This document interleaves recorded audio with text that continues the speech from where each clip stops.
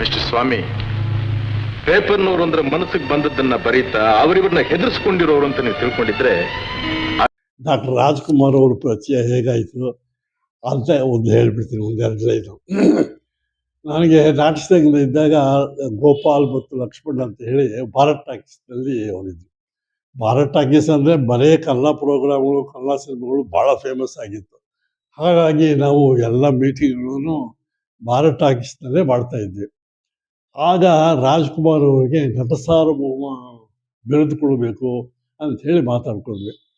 ಅದಕ್ಕೆ ಏನು ಮಾಡಿದ್ವಿ, ರಾಜ್ಕುಮಾರ್ ಒಬ್ಬರಿಗೆ ಮದ್ರಾಸ್ಗೆ ಹೋಗಿ ಅವ್ರ ಹತ್ರ ಮಾತಾಡಿದ್ವಿ. ಅಣ್ಣ, ನಿಮ್ಗೆ ಈ ಥರ ಒಂದು ಸನ್ಮಾನ ಮಾಡಬೇಕು.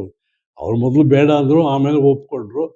ಮತ್ತು ಕರ್ನಾಟಕದಲ್ಲಿ ನಂಬರ್ 1 ಆಗಿರಬೇಕು ಆ ಪ್ರೋಗ್ರಾಮು ಅಂತೇಳಿ ಒಂದು ದೊಡ್ಡ ಕಮಿಟಿ, ಕರಿವೆಸಯ್ಯನವರು, ಲೀಲಾವತಿ ಆರ್ ಪ್ರಸಾದ್ ಅವರು, ಶಿವಮೂರ್ತಿ ಶಾಸ್ತ್ರಿಗಳು, ಹೀಗೆ ಬಿ ಆರ್ ಪಂತ್ಲೂರವರು, ಜಯಂತಿಯವ್ರ ಹಸ್ಬೆಂಡು, ಅವರು ಎಲ್ಲರೂ ಸೇರಿಕೊಂಡು ದೊಡ್ಡ ಕಮಿಟಿ ಮಾಡಿ ನಟ ಸಾರ್ವಭೌಮ ಅಂತ ಹೇಳಿ ಅವ್ರಿಗೆ ಒಂದು ಸಮಾರಂಭ ಮಾಡಿದ್ವಿ. ಎಲ್ಲಿ ಸ್ಟೇಡಿಯಂನಲ್ಲಿ, ಕಂಠೀರವ ಸ್ಟೇಡಿಯಂನಲ್ಲಿ. ಅದು ಆಗಿನ ಕಾಲಕ್ಕೆ it is a very big program. ಅಂದ್ರೆ ಕನ್ನಡದ ಹೊರನಟ ಡಾಕ್ಟರ್ ರಾಜ್ಕುಮಾರ್ ಅವರಿಗೆ ನಟ ಸಾರ್ವಭೌಮ ಎಂದು ಬಿರುದು ತಂದು ಕೊಟ್ಟವರು. ಆಗ ಅದಕ್ಕೆ ಆರ್ಗನೈಸರು, ನಾನು ಅದೃಷ್ಟ ಅಷ್ಟೇ. ಗೋಪಾಲು, ಲಕ್ಷ್ಮಣ್ಣು ಅವರು, ಎಲ್ಲರೂ ಇದ್ರು. ಅಫ್ಕೋರ್ಸ್ ಯಾವುದೇ ಒಂದು ಕಾರ್ಯಕ್ರಮ ಮಾಡಬೇಕಾದ್ರೆ ಒಬ್ಬ ಮನುಷ್ಯನಿಂದ ಸಾಧ್ಯವೇ ಇಲ್ಲ. ಒಬ್ಬ ಮನುಷ್ಯ ಮುಂದೆ ನಿಂತ್ಕೋತಾನೆ ಅಷ್ಟೇ, ಬಟ್ ಹಿಂದೆ ಈ ಸಪೋರ್ಟ್ ಇದೆಯಲ್ಲ, ಇದು ಬಹಳ ಮುಖ್ಯ ಅಂತ ಇಟ್ಕೊಳ್ಳಿ. ಸೊ ಇಷ್ಟೂ ಜನ ಸೇರಿ ಆ ಒಂದು ಕಾರ್ಯಕ್ರಮ ಮಾಡಿದ್ವಿ. ಆಮೇಲೆ ಅಂದ್ಕೊಂಡು ಈ ನಟ ಸಾರ್ವಭೌಮ ಅಂತ ಒಂದು ಸಿನಿಮಾನೇ ಮಾಡಿಬಿಡೋಣ ಅಂತೇಳಿ. ಏನು, ಅವ್ರದ್ದು 100 ಪಿಕ್ಚರ್ಗಳಾಗಿತ್ತು. ಭಾಗ್ಯದ ಬಾಕ್ಲು ವಾಸ್ 100th ಮೂವಿ ಸರ್. ಆವಾಗ ನಟ ಸಾರ್ವಭೌಮ ಅಂತ ಒಂದು ಪಿಕ್ಚರ್ ಮಾಡಿದ್ವಿ. ಏನು, ಆ 100 ಪಿಕ್ಚರ್ಗಳಲ್ಲಿ ಒಂದೊಂದು ತುಣುಕು ಅದರಲ್ಲಿ ಸೇರಿಸಿ ಒಂದು ಮಾಡಿದ್ವಿ. ಅದು ಸುಮಾರು ದಿವಸ ಹೊರತು. ಅದೊಂದು ಪಿಕ್ಚರ್ ಕೂಡ ಇದೆ, ನಟ ಸಾರ್ವಭೌಮ ಅಂತ ಒಂದು ಫಿಲ್ಮೇ ಇದೆ. ಅಣ್ಣವ್ರದ್ದು ಸಿನಿಮಾ ಸರ್? ಹೌದು. ಅದು ನನ್ನ ಮೊದಲನೇ ಸಿನಿಮಾದಲ್ಲಿ ಮಾಡಿದ್ರು ಆ್ಯಕ್ಟಿಂಗ್ ಅಂದರೆ ಅವ್ರನ್ನ ಇಂಟ್ರಡ್ಯೂಸ್ ಮಾಡೋದು, ಅವ್ರ ಫ್ಯಾಮಿಲಿನ ಇಂಟ್ರಡ್ಯೂಸ್ ಮಾಡೋದು, ಆ ಶಿವರಾಜ್ಕುಮಾರ್ ಚಿಕ್ಕ ಮಗು ಅವಾಗ, ಅವ್ರನ್ನ ಇಂಟ್ರಡ್ಯೂಸ್ ಮಾಡೋದು, ಪಾರ್ವತಮ್ಮನವ್ರನ್ನ ಇಂಟ್ರಡ್ಯೂಸ್ ಮಾಡೋದು, ವರದಡ್ಡನ ಇಂಟ್ರಡ್ಯೂಸ್ ಮಾಡೋದು, ಮೇಕಪ್ ಮ್ಯಾನ್ ಸುಬ್ಬಣ್ಣ ಇದ್ರಲ್ಲ ಅವ್ರನ್ನ ಇಂಟ್ರಡ್ಯೂಸ್ ಮಾಡೋದು. ಹೀಗೆ ಇವ್ರನ್ನೆಲ್ಲ ಸೇರಿಸಿ ಮೊದಲು ಒಂದು ಇಂಟ್ರೊಡಕ್ಷನ್ ಅಂತ ಮಾಡಿಕೊಂಡು ಅಲ್ಲಿ ನಾನು ಮಾತಾಡೋದಕ್ಕೆ ಅಲ್ಲೇ ನಾನು ಮೊದಲು ಕ್ಯಾಮ್ರಾ ಫೇಸ್ ಮಾಡಿದ್ದು. ಅವ್ರಿಗೆ ಈ ಸನ್ಮಾನ ಆದಮೇಲೆ ಬೇಕಾದಷ್ಟು ಊರುಗಳಲ್ಲಿ ಸನ್ಮಾನಗಳಾಯಿತು ಅವ್ರಿಗೆ. ಆ ಸನ್ಮಾನಗಳಿಗೆಲ್ಲನೂ ನಾನು ಅವ್ರಿಗೆ ಸ್ಟೇಜ್ ಮ್ಯಾನೇಜರ್ ಆಗಿ ಕೆಲಸ ಮಾಡ್ತಾಯಿದ್ದೆ. ಅಂದರೆ ಯಾವುದೆಲ್ಲೇ ಸನ್ಮಾನ ಆಗಲಿ ಅಲ್ಲಿಗೆ ಹೋಗಿ ಅಲ್ಲಿ ಥಿಯೇಟ್ರ್ ನೋಡಿಕೊಂಡು ಸೌಂಡ್ ಸಿಸ್ಟಮು, ಲೈಟು ಎಲ್ಲ ಒಂದು ದಿವಸ ಮೊದಲೇ ಅದನ್ನೆಲ್ಲ ನೋಡಿಕೊಂಡು ಬಂದು ನಾನು ರಾಜ್ಕುಮಾರ್ ಅವ್ರನ್ನ ಕರ್ಕೊಂಡೋಗಿ ಅಲ್ಲಿ ಪ್ರೋಗ್ರಾಮ್ ಮಾಡಿಸಿ ಕರ್ಕೊಂಡು ಬರ್ತಾಯಿದ್ದೆ. ಹಾಗೆ ಸ್ವಲ್ಪ ಒಡನಾಟ ಜಾಸ್ತಿ ಬೆಳೀತು. ರಾಜ್ಕುಮಾರ್ ಅವ್ರ ಮನೆಗೆ ಬೇಕಾದಷ್ಟು ಸಲ ಹೋಗ್ತಾ ಇದ್ದೆ. ಈ ನಟ ಸಾರ್ವಭೌಮ ಪಿಕ್ಚರ್ ಹೇಳಿದ್ನಲ್ಲ, ಅದಕ್ಕೂ ಭಾಳ ಒಡನಾಟ ಬೆಳೀತು. ಯಾಕೆಂದರೆ ಅಲ್ಲಿ 100 ಚಿತ್ರಗಳು ಕಾಂಟ್ಯಾಕ್ಟ್ ಮಾಡಬೇಕು, ಬೇಕಾದಷ್ಟು ಜನ ಕಾಂಟ್ಯಾಕ್ಟು. ಬಿ ಆರ್ ಪಂತೂರ್ ಅವರಾಗಲಿ, ಅಥವಾ ನಮ್ಮ ತೂಗುದೀಪ ಶ್ರೀನಿವಾಸ ಆಗಲಿ, ವಜ್ರಮುನಿ ಆಗಲಿ, ಹೀಗೆ ಬಹಳ ಜನ, ಜಯಂತಿಯವರು, ಭಾರತಿಯವರು, ಅನೇಕ ಕಲ್ಪನಾ ಅವರು, ಬೇಕಾದ ಜನ ಬೆಳೆದರು. ಪುಟ್ಟಣ್ಣ ಕಡ್ಗಲ್ಲವರು ಕಾಂಟ್ಯಾಕ್ಟ್ ಮಾಡಿದ್ದೆ. ಅವ್ರ ಜೊತೆಲಿ ಅವಾಗ ಇನ್ನೂ ಮಾಡಿರಲಿಲ್ಲ ಅವರು. ಅವ್ರನ್ನೂ ಕಾಂಟ್ಯಾಕ್ಟ್ ಮಾಡಿ ಈ ಥರ ಮಾಡ್ತಾಯಿದ್ದೀವಿ ಸಿನಿಮಾ ಅಂತ ಹೇಳಿದಾಗ ಅವ್ರ ಮನೆಗೆ ಬೇಕಾದಷ್ಟು ಸಲ ಹೋಗಿದ್ದೆ. ಅವ್ರ ಮನೆಗೆ ಹೋಗ್ತಾ ಇದ್ದಿಲ್ಲ. ಆಗ ಸ್ವಲ್ಪ ಒಡನಾಟ ಜಾಸ್ತಿ ಬೆಳೀತಾ ಬಂತು. ಅವ್ರ ಮಕ್ಕಳು ಎಲ್ಲ ಒಡನಾಟ ಬೆಳೆದ್ವಿ. ಅವಾಗ ಅವರು ಐಲ್ಯಾಂಡ್ ಹೋಟೆಲ್ ಅಂತ ಇದೆಯಲ್ಲ ಕಾಲೇಜ್, ಅಲ್ಲಿ ಬಂದು ಉಳ್ಕೊಳ್ಳೋರು ರಾಜ್ಕುಮಾರ್ ಅವರು. ಯಾವಾಗ್ಲೂ ಅಲ್ಲಿ ಅವ್ರಿಗೆ ಅಂತ ಒಂದು ರೂಮ್ ಕೊಟ್ಬಿಟ್ಟಿದ್ರು. ಆಗ ಇವ್ರನ್ನ ನಾವು ಎತ್ತಿ ಆಡಿಸ್ತಾ ಇದ್ವಿ. ಯಾರನ್ನ? ಶಿವರಾಜ್ಕುಮಾರ್ ಸ್ವಲ್ಪ ದೊಡ್ಡವರಾಗಿದ್ರು. ಅಪ್ಪು ಇವಾಗ ಇದಾರಲ್ಲ, ಇವಾಗ ದೊಡ್ಡ ನಟ ಆಗಿ ಪಾಪ ಅವ್ರು ತೀರೋದು ಅಂತ ಇಟ್ಕೊಳ್ಳಿ. ಅವ್ರನ್ನೂ ಕೂಡ ನಾವು ಅಲ್ಲಿ ಎತ್ಕೊಳ್ತಾ ಇದ್ವಿ. ಚಿಕ್ಕ ಮಗು ಅವಾಗ ಆ ಹೋಟ್ಲಿಗೆ ಬಂದಾಗ ಅವ್ರನ್ನ ಎತ್ಕೊಂಡು ಆಡಿಸ್ತಾ ಇದ್ವಿ. ಪಾರ್ವತಮ್ಮನವರು ನಮ್ಮ ಹತ್ರ ಕೊಟ್ಬಿಟ್ಟು ಹೋಗ್ಬಿಡೋರು. ನಾನು, ನಮ್ಮ ಶ್ರೀನಾಥ್ ಇದಾರಲ್ಲ ಇವಾಗ, ಇವರೆಲ್ಲ ಐಲ್ಯಾಂಡ್ ಹೋಟ್ಲಿಗೆ ಹೋದ್ರೆ ಈ ಮಕ್ಕಳನ್ನ ಆಡಿಸ್ಕೊಂಡು ಅಲ್ಲಿ ಆ ಲ್ಯಾಂಡ್ ಒಂದು ಹೂವಿಂದು ತೋಟ ಇತ್ತು, ಅಲ್ಲಿ ಆಡಿಸ್ಕೊಂಡು ಕೂತ್ಕೋತಾ ಇದ್ವಿ. ಆ ರಾಜ್ಕುಮಾರ್ ಅವ್ರು ಈಚೆಗೆ ಬಂದಾಗ ಅವ್ರನ್ನ ಕರ್ಕೊಂಡು ಹೋಗಿ ಪ್ರೋಗ್ರಾಮ್ ಮಾಡಿಸೋದು ಬರೋದು ಮಾಡ್ತಾ ಇದ್ವಿ. ಅದನ್ನ ಹಾಗೇ ಬೆಳೆಸ್ಕೊಂಡು ಬಂದ್ವಿ. 70ರ ದಶಕದಲ್ಲಿ ತಮಗೆ ಈ ಚಿತ್ರರಂಗಕ್ಕೆ ಬರಲು ಒಲವು ಹೇಗೆ ಮೂಡ್ತು ಸರ್? ಅದೇ ಆಗ್ಲೇ ಹೇಳಿದ್ನಲ್ಲ ನಾನು, ಈ ರಾಜ್ಕುಮಾರ್ ಅವರು, ಬಾಲಣ್ಣವರು, ಈಗ ಇವ್ರ ಪರಿಚಯಗಳಾಯ್ತಲ್ಲ, ಇವ್ರ ಪರಿಚಯ ಆದಾಗ ಏನಾಯ್ತು, ಅವರು ಕೇಳಿದ್ರು ಸಿನಿಮಾದಲ್ಲಿ ಯಾಕೆ ಮಾಡಬಾರ್ದು ನೀನು ಅಂತೇಳಿ. ಆಗ ನಾನು ಅವ್ರಿಗೆ ಹೇಳಿದೆ, ಸರ್ ನಾನು ಫ್ಯಾಕ್ಟ್ರಿಲಿ ಕೆಲಸ ಮಾಡೋದು, ನನಗೆ ಶೂಟಿಂಗಿಗೆ ಎಲ್ಲ ಬರೋದಕ್ಕೆ ಕಷ್ಟ ಆಗುತ್ತೆ, ಅದು ಎಲ್ಲೆಲ್ಲೋ ಶೂಟಿಂಗ್ ಅವಾಗೆಲ್ಲ ಕಂಠೀರವ ಸ್ಟುಡಿಯೋ ಓದ್ಬಿಟ್ಟು ಬೇರೆ ಎಲ್ಲ ಮದ್ರಾಸು, ಅದೇ ಮೇಜರ್ ಅವಾಗ ಎಲ್ಲ ಸ್ಟುಡಿಯೋಗಳು ಮದ್ರಾಸ್ನಲ್ಲೇ ಇದ್ದಿದ್ದು. ಬ್ಯಾಂಗ್ಳೂರಿನಲ್ಲಿ ಚಾಮುಂಡೇಶ್ವರಿ ಮತ್ತು ಕಂಠೀರವ ಎರಡೇ ಇದ್ದಿದ್ದು. ಬಟ್ ಅಲ್ಲಿ ಶೂಟಿಂಗ್ ನಡೀತಿರ್ಲಿಲ್ಲ, ಯಾಕೆಂದರೆ ಎಕ್ವಿಪ್ಮೆಂಟ್ ಇಲ್ಲ ಅಲ್ಲಿ. ಹಾಗಾಗಿ ಅವ್ರು ಹೇಳಿದ್ರು, ನೀನು ಮಾಡ್ತೀಯ ಅಂದರು. ಮಾಡ್ತೀವಿ ಸರ್ ಅಂತ ಒಪ್ಕೊಂಡೆ. ಒಪ್ಕೊಂಡು ಏನು ಮಾಡಿದೆ, ಒಂದು ದಿವಸ 2 ದಿವಸ ಕರೀರಿ ಸರ್ ಅಂದೆ. ಹಂಗಾಗಲ್ಲ, ರೋಲ್ ತಕ್ಕಂಗೆ ನೀನು ಬರಬೇಕಾಗುತ್ತೆ ಅಂದರು. ಆಯಿತು ಬರ್ತೀನಿ ಹಿಂದೆ. ಸರಿ ಅಂತ ಹೇಳಿ ಅಷ್ಟೊತ್ತಿಗೆ ನನಗೆ ಕ್ಯಾಮ್ರಾ ಫೇಸ್ ಮಾಡಿದ್ನಲ್ಲ ನಾನು ಈ ನಟ ಸಾರ್ವಭೌಮದಲ್ಲಿ. ಆಯಿತು ಅಂತ ಹೇಳಿ ನಾನು ಒಪ್ಕೊಂಡೆ. ಮೇಯರ್ ಮುತ್ತಣ್ಣದಲ್ಲಿ ಒಂದು ರೋಲ್ ಇದೆ, ಮಾಡ್ತೀಯಾ ಅಂದರು. ಆಯಿತು ಮಾಡ್ತೀನಿ ಅಂತಂದೆ. ಮೇಯರ್ ಮುತ್ತಣ್ಣಗೆ ಫಸ್ಟ್ ಸಿನಿಮಾ ಅದು. ಅಲ್ಲಿಗೆ ಹೋದೆ ನಾನು. ಅದು ತಮ್ಮ ಸಿನಿಮಾ ಜರ್ನಿ ಡಾಕ್ಟರ್ ರಾಜ್ಕುಮಾರ್ ಅವರ ಜೊತೆ ಮೇಯರ್ ಮುತ್ತಣ್ಣ ಚಿತ್ರದಿಂದ ಅಲ್ವಾ ಸರ್? ಹೌದು, ಅದೇ ಮೊದಲನೇ ಚಿತ್ರ. ಆ ಮೊದಲನೇ ಚಿತ್ರ ಮದ್ರಾಸ್ನಲ್ಲಿ ಶೂಟಿಂಗು. ಸರಿ ಅಂತೇಳಿ ಮದ್ರಾಸ್ಗೆ ಹೋದೆ. ಅಲ್ಲಿ ದ್ವಾರಕೀಶ್ ಅವ್ರ ಮನೆಯಲ್ಲೇ ಉಳ್ಕೊಂಡಿದ್ದೆ. ಅಲ್ಲಿ ಅವರು ಮನೆ ಇತ್ತಲ್ಲಿ. ಅಲ್ಲಿ ಉಳ್ಕೊಂಡು ಇವ್ರ ಮನೆಗೆ ಹೋಗಿ ನಾನು ಶೂಟಿಂಗ್ ಮಾಡಿಸ್ಕೊಂಡು ಬಂದೆ. ಆಗ ಶೂಟಿಂಗ್ನಲ್ಲೂ ಅಷ್ಟೇ ಭಯ ಅಂದರೆ ಭಯ, ಯಾಕೆಂದರೆ ಫಸ್ಟ್ ಫಿಲ್ಮ್ ಅಲ್ವಾ ಅದು. ಆ ಫಿಲಿಮ್ನಲ್ಲಿ ರಾಜ್ಕುಮಾರ್ ಅವರು ಬಂದು ನನ್ನ ಕಾಲು ಹಿಡ್ಕೊಂಡು ಬೇಡ್ಕೋತಾರೆ. ಅವ್ರು ಯಾವಾಗ ಅವ್ರು ನನ್ನ ಕಾಲು ಹಿಡ್ಕೊಂಡ್ರು ನನಗೆ ಡೈಲಾಗ್ ಎಲ್ಲ ಬರ್ತಾಯಿತ್ತು. ಯಾಕೆಂದರೆ ಫಸ್ಟ್ ಟೈಮ್ ಅಂತ ಒಬ್ಬ ದೊಡ್ಡ ನಟ ನಮ್ಮ ಕಾಲು ಹಿಡ್ಕೊಳ್ಳೋದು ಅಂತಂದರೆ ನಮಗೆ ಅಭ್ಯಾಸ ಇಲ್ವಲ್ಲ ಅದು. ಹಾಗಾಗಿ ಸ್ವಲ್ಪ ಬೆದರ್ಕೊಂಡ್ರೆ. ಆಮೇಲೆ ಪಾಪ ಅಣ್ಣವರೇ ಭಾಳ ಧೈರ್ಯ ಹೇಳಿ, ಇಲ್ಲ ನೀನು ಮಾಡು ಅಂತ ಹೇಳಿ ಅದನ್ನೆಲ್ಲನೂ ಹೇಳಿ ಪಾಪ ಮಾಡಿಸಿದ್ರು. ಆ ಮೇಯರ್ ಮುತ್ತಣ್ಣ ಸಿನಿಮಾದಲ್ಲಿ ಮಾಡೋದಲ್ಲ, ಅವ್ರು ನನ್ನ ಕಾಲು ಹಿಡ್ಕೊಳ್ಳೋದು, ನಾನು ಅವ್ರನ್ನ ಒದೆಯೋದು, ಅವ್ರು ಹೋಗಿ ಆಚೆ ಬೀಳೋದು. ಅವರು ದೊಡ್ಡ ಆರ್ಟಿಸ್ಟ್ ಅಲ್ವಾ, ಸುಮ್ಮನೆ ಒದ್ದಾಗ ಮಾಡಿದ್ರೆ ಸಾಕು, ಅವರ ಬಾಗಿಲಿಂದ ಆಚೆ ರೋಲ ಹೋಗಿ ಬಿದ್ದುಬಿಡ್ತಾ ಇದ್ರು. ಅದು ರಿಹರ್ಸಲ್ಸು ಮಾಡಿದ್ವಿ. ಆ ಸಿನಿಮಾ ರಿಲೀಸ್ ಆದಮೇಲೆ ಒಂದು ಇನ್ಸಿಡೆಂಟ್ ಆಯಿತು.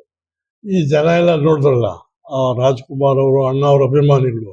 ನಾನು ನನ್ನ ಹೆಂಡತಿ ಒಬ್ಬರು ಅಲ್ಲಿ ಗಾಂಧಿ ನಗರದಲ್ಲಿ ಒಂದು ಹೋಟ್ಲಲ್ಲಿ ಕಾಫಿ ಕುಡಿಯೋಕೆ ಕೂತಿದ್ವಿ. ಆವಾಗ ಒಂದು 4-5 ಜನ ಬಂದು ನನ್ನ ಸುತ್ತೂರು ನಿಂತ್ಕೊಂಡು ನೋಡ್ತಾ ಇದ್ರು. ನಾನು ಅಂದ್ಕೊಂಡೆ, ನಾನು ಸಿನಿಮಾದಲ್ಲಿ ಮಾಡಿರೋದಕ್ಕೆ ನನ್ನನ್ನು ಜನ ನೋಡ್ತಾ ಇದ್ದಾರೆ ಅಂದ್ಕೊಂಡೆ. ಆದರೆ ನಾನು ಸ್ಕೂಟರ್ ಸ್ಟಾರ್ಟ್ ಮಾಡೋಕೆ ಈಚೆ ಬಂದಾಗ ಸಡನ್ನಾಗಿ ಒಬ್ಬರು ನನ್ನ ಶರ್ಟ್ ಕಾಲಲ್ಲಿ ಹಿಡ್ಕೊಂಡ್ಬಿಟ್ರು. ಯಾಕಪ್ಪ ಅಂತ ಕೇಳಿದೆ. ಅಣ್ಣ ಅವ್ರನ್ನ ಒದೆಯೋಷ್ಟು ದೊಡ್ಡ ಮನುಷ್ಯ ನೀನು ಅಂತ ಕೇಳಿದ್ರು.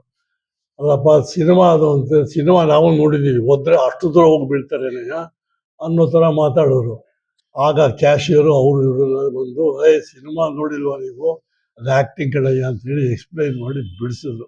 ಈ ಇನ್ಸಿಡೆಂಟ್ ನಾನು ಮರೆಯೋಂಗೆ ಇಲ್ಲ ಅದನ್ನು. ಹಾಗಾಗಿ ಮೇಯರ್ ಮುತ್ತಣ್ಣದಲ್ಲಿ ಮಾಡಿದೆ, ಸ್ವಲ್ಪ ಪ್ರಚಾರನೂ ಸಿಕ್ತು. ಬೇರೆ ಡೈರೆಕ್ಟರ್ಗಳು, ಬೇರೆ ಆ್ಯಕ್ಟರ್ಗಳು ಅದನ್ನು ನೋಡಿದವರು ನಮ್ಮ ಚಿತ್ರದಲ್ಲೂ ಮಾಡು ಅಂತ ಹೇಳಿದ್ರು. ಆಗ ನನಗೆ ಸ್ವಲ್ಪ ಕಷ್ಟ ಆಯಿತು, ಯಾಕೆಂದರೆ ನನಗೆ ಲೀವ್ ಸಿಗೋದು ಕಷ್ಟ.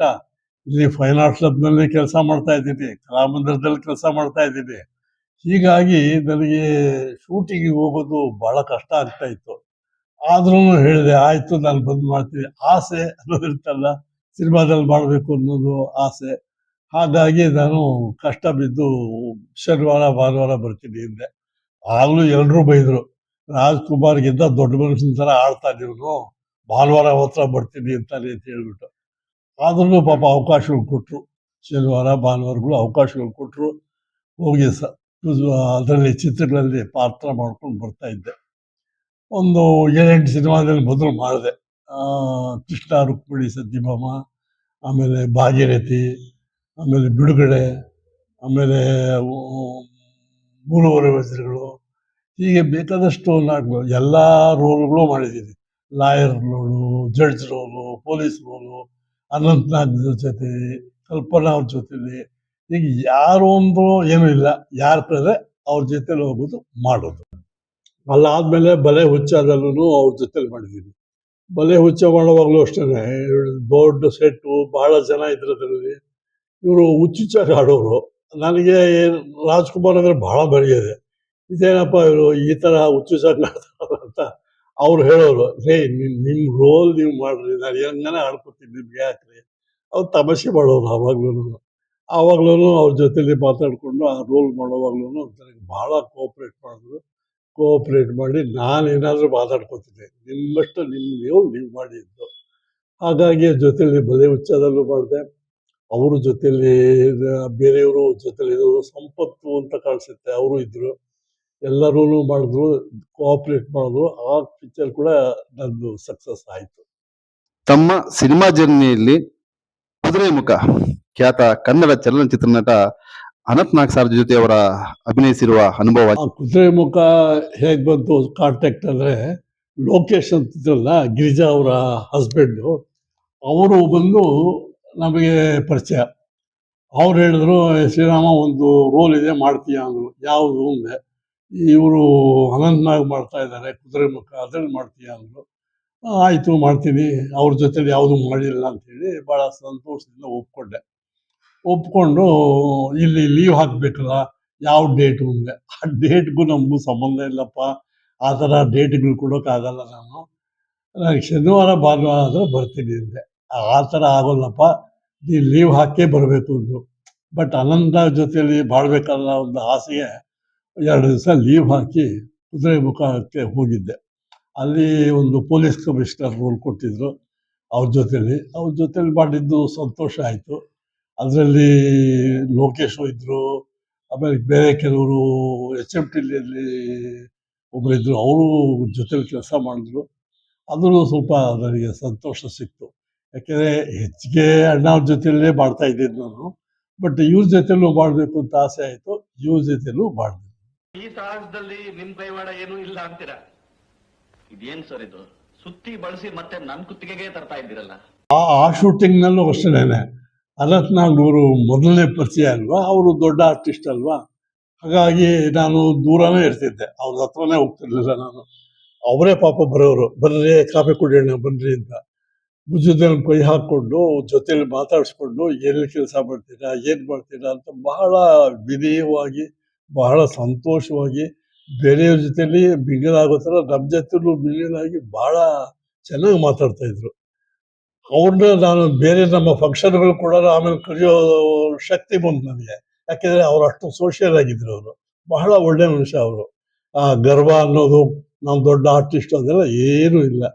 ನಾನು ಅವ್ರು 2 ಸಲ ಅವ್ರ ಮನೆಗೆ ಹೋಗಿ, ಈ ಥರ ಫಂಕ್ಷನ್ ಇದೆ, BL ಇದೆ, ಯಾವುದೋ ಡ್ರಾಮಾ ಕಾಂಪಿಟೇಷನ್ ಇದೆ, ನೀವು ಪ್ರೈಸ್ ಕೊಡೋಕೆ ಬರಬೇಕು, ಖಂಡಿತ ಬರ್ತೀನಿ ಅನ್ನೋರು. ಏನಪ್ಪ ಶ್ರೀರಾಮ್ ಚೆನ್ನಾಗಿದೆಯಾ ಅನ್ನೋರು, ಬರೋರು, ಒಪ್ಕೊಂಡು ಬರೋರು ಪಾಪ. ಸೊ ಈ was A very good person and ಒಳ್ಳೆ ಆರ್ಟಿಸ್ಟು. ಆ ಥರ ಬೇಕಾದಷ್ಟುಗಳು ಮಾಡಿದರೆ, but particular type of roles ಅವ್ರು ಫಿಕ್ಸ್ ಮಾಡ್ಕೊಂಡು ಮಾಡೋರು, ಎಲ್ಲದಕ್ಕೂ ಒಪ್ಕೊತಿರ್ಲಿಲ್ಲ ಅವರು. ದೇವ್ರ ಮಕ್ಕಳು ಒಂದು ಸಿನಿಮಾದಲ್ಲಿ ಮಾಡಿದೆ, ಆ ದೇವ್ರ ಮಕ್ಕಳನ್ನು ಅಷ್ಟೇ. ಅವರು ಕಲ್ಪನಾ ಅವರು ತಂದೆ ರೋಲ್ ಏನೋ ಮಾಡಿದ್ದೆ ಅದರಲ್ಲಿ. ಆ ರೋಲು ಎಂಡ್ನಲ್ಲಿ ಸತ್ತೋಗ್ತೀನಿ. ಎಂಡ್ನಲ್ಲಿ ನಮ್ಗೆ ಸಿನಿಮಾ ವಿಚಾರ ಹೆಚ್ಚಿಗೆ ಗೊತ್ತಿಲ್ವಲ್ಲ, ಆ ಸತ್ತೋಗೋದು ಸೀನ್ನ ಫಸ್ಟ್ ಓಪನಿಂಗ್ ಶಾಟ್ ತಗೊಂಡ್ರು. ನನಗೆ ಇದೇನಪ್ಪ ಇದು ಇಂಥ ಸೀನ್ ತೆಗಿತಾ ಇದ್ದಾರಲ್ಲ ಫಸ್ಟ್ ಎತ್ಕೋತಾ ಅಂತ. ಆಗ ರಾಜ್ಕುಮಾರ್ ಅವರು ಹೇಳಿದ್ರು, ರೇ ಇದೆಲ್ಲ ಆಮೇಲೆ ಅವ್ರು ಎಡಿಟ್ ಮಾಡ್ಕೋತಾರ್ರಿ, ನೀವು ಮೊದಲು ಸತ್ತೋಗ್ರಿ ಆಮೇಲೆ ನೋಡೋಣ ಅಂದರು. ನಮಗೆ ಅದು ಹೊಸ್ತು ಆ ಸಿನಿಮಾಗಳು ಆ ಥರ ಮಾಡೋದು. ಸೊ ಮೊದಲು ಸತ್ತೋಗೋ ಸೀನ್ ತೆಗೆದ್ರು, ಅದಾದಮೇಲೆ ಅವರು ಬೇರೆ ಎಲ್ಲ ತೆಗೆದ್ರು. ಆಗ್ಲೂ ಪಾಪ ಅವ್ರು ಗೈಡ್ ಮಾಡಿದ್ರು, ಇದು ಸಿನಿಮಾ ಅಂದರೆ ಹೀಗಿರುತ್ತೆ, ಎಡಿಟಿಂಗ್ ಹೇಗಿರುತ್ತೆ ಅಂತೆಲ್ಲ ನನಗೆ ಎಕ್ಸ್ಪ್ಲೇನ್ ಮಾಡಿ ನನಗೆ ಎಜುಕೇಟ್ ಮಾಡಿ ಆ ಸಿನಿಮಾ ತೆಗೆದ್ವಿ. 1973ರಲ್ಲಿ ತೆರೆ ಕಂಡ ಸಿನಿಮಾ ಬಿಡುಗಡೆ ಒಂದು ಸೆನ್ಸೇಷನ್ ಮೂಡಿಸಿದಂತ ಚಿತ್ರ ಅದು. ಆ ಚಿತ್ರದಲ್ಲಿ ಅಣ್ಣವರ ಜೊತೆ ತಾವು ಅಭಿನಯಿಸಿದ ಅನುಭವ. ಆ ಚಿತ್ರದಲ್ಲಿ YR ಸ್ವಾಮಿ ಅವರು ಡೈರೆಕ್ಟರ್ ಆಗಿದ್ರು. ಅದರಲ್ಲಿ YR ಸ್ವಾಮಿ ಅವರು ಭಾಳ ಪರಿಚಯ ಇದ್ರು. ಅವರು ರೇ ಶ್ರೀರಾಮ ಇದ್ದಾರೆ ಆರೇ ಅಂತ ಕರೆಯೋರು, ಆ ಥರದ ಪರಿಚಯ ಅವ್ರದ್ದು. ಅವರು ಒಂದ್ಸಲ ಹೇಳ್ಬಾರ್ದು, ಈ ಥರ ಸಿನಿಮಾ ಇದೆ ಮಾಡ್ತೀಯಾ ಅಂತ ಕೇಳಿದ್ರು. ಆಯಿತು ಸರ್ ಮಾಡ್ತೀನಿ ಅಂದರೆ, ಅದು ಅಣ್ಣವ್ರ ಜೊತೆಲಿ ಇದ್ರೆ ಯಾಕೆ ಬಿಡಬೇಕು ಅಂತೇಳಿ ಮದ್ರಾಸ್ಗೆ ಹೋದೆ. ಅದು ಒಂದು ಯಾವುದೋ ಬ್ರಿಡ್ಜು ಬಿದ್ದೋಗಿರುತ್ತೆ, ಇವರು ಪತ್ರಿಕೆ ಉದ್ಯಮಿ ಆಗಿದ್ರಲ್ಲ ಅಣ್ಣವರು ರೋಲ್ ಅದು. ಅವರು ಒಂದು 4-5 ಪ್ರಶ್ನೆಗಳು ಕೇಳಬೇಕು ಅಂತಂದ್ರು. ಆಯಿತು ಕೇಳಿದ್ದೆ. ಆ ಡೈಲಾಗ್ ಎಲ್ಲ ಬರ್ಕೊಟ್ಟಿದ್ರು. ಒಂದು ರಿಹರ್ಸಲ್ ಮಾಡೋಣ ಅಂದರು. ಆಗ ಅಣ್ಣವ್ರು ಹೇಳಿದ್ರು, ರೇ ಅವ್ರು ಬೇಕಾದಷ್ಟು ಡ್ರಾಮಾ ಮಾಡಿದ್ದಾರೆ, ಎಲ್ಲ ಅವ್ರಿಗೆ ರಿಹರ್ಸಲ್ಸು, ನಾನು ಮಾತಾಡ್ತೀನಿ, ಅವರು ಮಾತಾಡ್ತಾರೆ, ನೋಡಿ ಒಂದ್ಸಲ ಸರಿಯಾಗಿದ್ದರೆ ಟೇಕ್ ಮಾಡ್ಕೊಳ್ಳಿ, ಇಲ್ಲದ್ರೆ ಬೇಡ, ಆ ಡೈಲಾಗ್ ಎಲ್ಲ ಬೇಡ ನಮಗೆ, ನಾನು ಮಾತಾಡ್ತೀನಿ ನೋಡಿ ಅಂದರು. ಆಮೇಲೆ ಶ್ರೀರಾಮಣ್ಣ ಕೂತ್ಕೋ ಇಲ್ಲೇ, ನಾನು ಮಾತಾಡ್ತೀನಿ, ನೀನು ಮಾತಾಡು, ಆ ಬೇಸ್ ಒಂದು ಇದೆಯಲ್ಲ ಅಷ್ಟು ಇಟ್ಕೋ ಸಾಕು, ನಿನಗಿಷ್ಟ ಬಂದಿದ್ದು ನೀನು ಮಾತಾಡು, ನನಗಿಷ್ಟ ಬಂದಿದ್ದು ನಾನು ಮಾತಾಡ್ತೀನಿ ಅಂದರು. ಅವ್ರು ವೈಯಾಸ್ವಾಮಿಯವ್ರು ಏನು ಮಾಡೋದು, ಆಯಿತು ಒಂದು ನೋಡೋಣ ಒಂದು ರಿಹರ್ಸಲ್. ಅಣ್ಣ ಅವರು ಮಾತಾಡಿದ್ರು, ನಾನು ಮಾತಾಡಿದೆ. ಆಮೇಲೆ ಸ್ವಲ್ಪ ಚೇಂಜ್ ಮಾಡಿ ಇದನ್ನೇ ಸಾಕು ಅಂತಂದರು. ಆಮೇಲೆ ಇನ್ನೊಂದು ಟೇಕು, ಎರಡನೇ ಟೇಕಿಗೆ ಫಸ್ಟ್ ಕ್ಲಾಸಾಗಿ ಬಂತು, ಚೆನ್ನಾಗಿದೆ, ಇದೇ ಡೈಲಾಗ್ ಇಟ್ಕೊಳ್ಳೋಣ ಅಂತೇಳಿ ಅದನ್ನೇ ಇಟ್ಕೊಂಡ್ರು. ಹಾಗೆ ರಾಜ್ಕುಮಾರ್ ಅವರು ನಮಗೆ ಬಹಳ ಎನ್ಕರೇಜ್ ಮಾಡಿದ್ದಾರೆ. ಅವರು ಅಂದಿನ ಕಾಲದಲ್ಲೇ 3.5 ವಜ್ರ ಸಿನಿಮಾದಲ್ಲಿ ಅಷ್ಟು ಅದ್ಭುತವಾಗಿ ನಟಿಸಿದ್ದೀರಾ. ಅದರಲ್ಲೂ ಸಹ ಅಣ್ಣವರು ಶ್ರೀಕೃಷ್ಣನ ಪಾತ್ರ ಮಾಡಿದ್ದಾರೆ. ಅದ್ರ ಬಗ್ಗೆ ಅದು ಈ ಸಿನಿಮಾದಲ್ಲಿ ಮಾಡಿದ ಮೇಲೆ ಒಂದು ದಿವಸ ಇದ್ದಕ್ಕಿದ್ದಾಗೇನೆ ಫ್ಯಾಕ್ಟ್ರಿಗೆ ಫೋನ್ ಬಂತು. ಅವಾಗೆಲ್ಲ ಮೊಬೈಲೆಲ್ಲ ಇರಲಿಲ್ಲ. ಸೊ ಫ್ಯಾಕ್ಟ್ರಿಗೆ ಒಂದು ದಿವಸ ರಾಜ್ಕುಮಾರ್ ಅವರು ಮಾತಾಡಬೇಕಂತೆ ಅಂತೇಳಿ ಫೋನ್ ಬಂತು. ನನ್ನ ಜೊತೆಲಿ ಕೆಲಸ ಮಾಡೋರು, ಮ್ಯಾನೇಜರ್ಗಳು, ದೊಡ್ಡ ದೊಡ್ಡ ಆಫೀಸರ್ಗಳೆಲ್ಲರೂ ಆಶ್ಚರ್ಯ, ಓ ರಾಜ್ಕುಮಾರ್ ಫೋನ್ ಮಾಡಿಬಿಟ್ಟಿದ್ದಾರೆ ಅಂದ್ಬಿಟ್ಟು ಫೋನ್ ಪುತೂರು ನಿಂತ್ಬಿಟ್ಟಿದ್ರು ಜನ ನಾನು ಮಾತಾಡುವಾಗ ಅವ್ರ ಹತ್ರ. ಅಂಥ ಒಂದು ಅಭಿಮಾನ, ಅಂತಹ ಒಂದು ಆಶ್ಚರ್ಯಗಳು ನಡೀತಾ ಇತ್ತು ಅವಾಗ. ಅವರು ಫೋನ್ ಮಾಡಿ ಕೇಳಿದ್ರು, ಈ ಥರ ಅವರು ಶ್ರೀರಾಮಣ್ಣ ಅಂತ ಕರೆಯೋರು. ಹೇಳಿದ್ರು, ಶ್ರೀರಾಮಣ್ಣ ಒಂದು ರೋಲ್ ಇದೆ 3.5 ವರ್ಷದಲ್ಲಿ ಮಾಡ್ತೀಯಾ ಅಂದರು. ಹೇಳಿದೆ, ಒಂದು ದಿವಸ 2 ದಿವಸ ಆದರೆ ಮಾಡ್ತೀನಿ ಅಂದೆ. ಇಲ್ಲ ಕಣೋ, 3-4 ದಿವಸ ಆಗುತ್ತೆ, ಬಾಪ ಪರವಾಗಿಲ್ಲ, ಯಾಕೆಂದರೆ ಒಳ್ಳೆ ರೋಲು, ಒಂದು ದಿವಸ ಹೆಚ್ಚು ಕಡಿಮೆ ಆದರೂ ಮಾಡು ಅಂತಂದರು. ಆಯಿತು. ವಜ್ರಮುನಿ ಇದ್ದಾರೆ, ತೂಗುದೀಪ ಶ್ರೀನಿವಾಸ್ ಇದ್ದಾರೆ, ಎಲ್ಲ ಇದ್ದಾರೆ ಕಣೋ ಅಂತಂದರು. ಅದು ಕಾಸ್ಟ್ಯೂಮ್ ಪ್ಲೇ ಚೆನ್ನಾಗಿದೆ, ಸೆಟ್ ಆಗುತ್ತೆ ನಿನಗೆ ಅಂದರು. ಆಯಿತು ಅಂಥೇಳಿ ಮದ್ರಾಸ್ಗೆ ಹೋದೆ. ಆ 3.5 ವಜ್ರಗಳು ಸಿನಿಮಾದಲ್ಲಿ ಮಾಡೋಣ ಅಂತ. ಅವರು ಟೆಸ್ಟ್ ಮಾಡಬೇಕು ಅಂತಂದರು. ಟೆಸ್ಟ್ಗೆ ಅಂತೇಳಿ ಡ್ರೆಸ್ ಮಾಡಿದ್ರು. ಆ ಡ್ರೆಸ್ಗೆ ಆ ಎಸ್ ವಿ ರಂಗರಾವ್ ಅಂತ ಒಬ್ಬರು ಒಳ್ಳೆ ದೊಡ್ಡ ಆರ್ಟಿಸ್ಟ್ ಇದಾರಲ್ಲ, ಅವ್ರದ್ದು ಈ ಕಾಸ್ಟ್ಯೂಮ್ ಎಲ್ಲ ಹಾಕಿ ನನಗೆ ತೋರಿಸಿದ್ರು. ಸೆಟ್ ಆಗುತ್ತೆ, ಮಾಡೋಣ ಅಂತಂದರು. ಸೊ ಕಾಸ್ಟ್ಯೂಮ್ ಟೆಸ್ಟ್ ಮಾಡಿಕೊಂಡು ಒಂದು ದಿವಸ ಆಗೋಯ್ತದು. 2ನೇ ದಿವಸ ಬೆಳಗ್ಗೆ ಶೂಟಿಂಗು. ಅದನ್ನು ಕೂಡ ದ್ವಾರಕೀಶ್ ಅವ್ರದ್ದು ಅಂತ ಕಾಣಿಸುತ್ತೆ ಪಿಕ್ಚರ್ದು. ದ್ವಾರಕೀಶು, ಭಾರ್ಗವ ಇವರೆಲ್ಲ ಇದ್ದರು. ಶ್ರೀನಾಥು ಇದ್ದಾರೆ ಅದರಲ್ಲಿ, ವಜ್ರಮುನಿ ಇವರೆಲ್ಲ ಹೋಗಿ ಆ ದ್ವಾರಕೀಶ್ ಅವ್ರ ಮನೆ ಮೇಲೆ ಒಂದು ಮಾಡಿ ಒಂದು ವರಾಂಡ, ಆವಾಗ ಹೋಟ್ಲಲ್ಲೆಲ್ಲ ಇರ್ತಾ ಇರಲಿಲ್ಲ ನಾವು, ಆ ವರಾಂಡದಲ್ಲೇ ಮಲ್ಕೋತಾ ಇದ್ವಿ. ಬೆಳಗ್ಗೆ ಎದ್ದು ಶೂಟಿಂಗಿಗೆ ಕಾರ್ ಬಂತು, ಹೋದ್ವಿ. ರಾಜ್ಕುಮಾರ್ ಅವರು ಇದ್ದರು. ಅವತ್ತು ರಾಜ್ಕುಮಾರ್ ಅವರು ಶೂಟಿಂಗ್ ಇಲ್ಲ, ಬಟ್ ಅವರು ಆರ್ಡಿನರಿ ಡ್ರೆಸ್ ಹಾಕ್ಕೊಂಡು ಬಂದಿದ್ರು. ನಮ್ಮದು ಮಾತ್ರ ಶೂಟಿಂಗು. ಅವಾಗ ಹೇಳಿದ್ರು, ನೋಡಪ್ಪ ಇದು ಒಳ್ಳೆ ರೋಲ್ ನಿನಗೆ ಅಂತ. ನಾನು ಡ್ರೆಸ್ ಹಾಕ್ಕೊಂಡ್ಮೇಲೆ ನನಗೆ ಅಷ್ಟು kg ಭಾರ ಒತ್ಕೊಳ್ಳೋದೇ ಕಷ್ಟವಾಗಿತ್ತು ನನಗೆ. ಅಷ್ಟು ಭಾರ, ಅಷ್ಟು ದೊಡ್ಡ ಮೇಕಪ್ಪು, ಅದರ ಮಧ್ಯೆ ಡೈಲಾಗ್ ಹೇಳೋದು ಹೆಂಗೆ ಅನ್ನೋದೇ ನನಗೆ ದೊಡ್ಡ ಕಷ್ಟ ಆಗಿತ್ತು. ಆಗಲೂ ಕೂಡ ಈ ವಜ್ರಮುನಿ, ತೂಗುದೀಪ್ ಇವರೆಲ್ಲ ಅವರು ಪಳಗಿದ್ರಲ್ಲ. ಆಗ ಇವ್ರು ರಾಜ್ಕುಮಾರ್ ಅವರು ಕಾಫಿ ಕುಡಿಯೋದ ಕೂತಿದ್ರು, ಬಂದರು. ಏನು ನಿನ್ನ ಅವಸ್ಥೆ ಅಂತ ಹೇಳಿದ್ರು. ಅದೇ ಈ ದೊಡ್ಡ ಕಾಸ್ಟ್ಯೂಮು ಡೈಲಾಗ್ ಬರ್ತಾ ಇಲ್ಲ ಅಂದೆ. ಅವರು ಮೊದಲು ಡೈಲಾಗ್ ಸರಿ ಮಾಡ್ಕೊ, ಈ ಕಾಸ್ಟ್ಯೂಮ್ ಬಗ್ಗೆ ಉರಿ ಮಾಡ್ಕೋಬೇಡ, ಇದೆಲ್ಲ ತೆಗೆದು ಪಕ್ಕಕ್ಕೆ ಇಟ್ಬಿಟ್ಟು ನೀನು ಮೊದಲು ಡೈಲಾಗ್ ಸರಿ ಮಾಡ್ಕೊ ಅಂದರು. ಡೈಲಾಗ್ನೆಲ್ಲ ಸರಿ ಮಾಡಿಕೊಂಡು 1-2 ಸಲ ಮಾನಿಟ್ರ್ ಮಾಡಿದ್ಮೇಲೆ ಆಮೇಲೆ ಡ್ರೆಸ್ ಮಾಡ್ಕೊ, ಇದ್ರ ಇಷ್ಟೊಂದು ನೀನು ಡ್ರೆಸ್ ಹೊತ್ಕೊಂಡು ಡೈಲಾಗ್ ಮಾಡೋದು, ರಿಹರ್ಸಲ್ ಮಾಡೋದು ಕಷ್ಟ ಆಗುತ್ತೆ ಅಂಥೇಳಿ ಪಾಪ ಅವರು ಜೊತೆಲೇ ನಿಂತ್ಕೊಂಡು ಎಲ್ಲ ಮಾಡಿಸಿ.